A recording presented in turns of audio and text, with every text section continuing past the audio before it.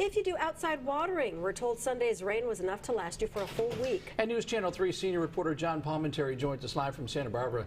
And John, folks are thrilled to get all that free water last night. And you know, the rain should make it much easier for anybody who's doing outside watering around their property. You know, this rain means you don't have to water for 2 to up to 7 days in some cases, maybe even a little bit more. And we talked to a lot of people about this today who are truly trying to save as much water as they can during the ongoing drought crisis. We absolutely are not going to water in the next week or two. Free water from the sky from a Sunday storm was welcomed in drought-dry Santa Barbara. Some residents have already made a plan to save water, and they'll keep their outside valves off for at least 7 days. Just basically, we stress our plants. We have very few plants. We have pavers. That's how we accommodate the scenery around our house. Water agencies are reminding you to turn automatic sprinklers off and wait until your plants are thirsty. Well, we've always lived very conservatively. We've always done that. We've never had a lot of vegetation. So it wasn't a hard transition. It's very necessary, especially when you have something so beautiful. Take care of it.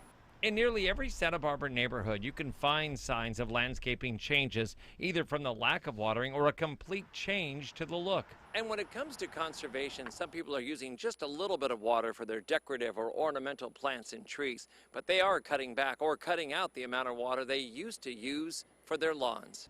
In the months ahead, Santa Barbara will urge residents to increase conservation to at least 40% below what they used 3 years ago.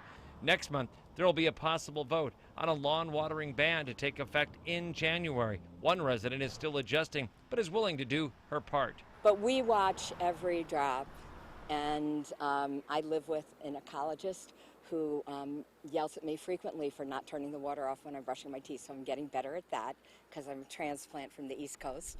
As for reporting your neighbors for wasting water, one resident says there are other ways. The last thing we need to do is encourage neighbors to call the police on neighbors.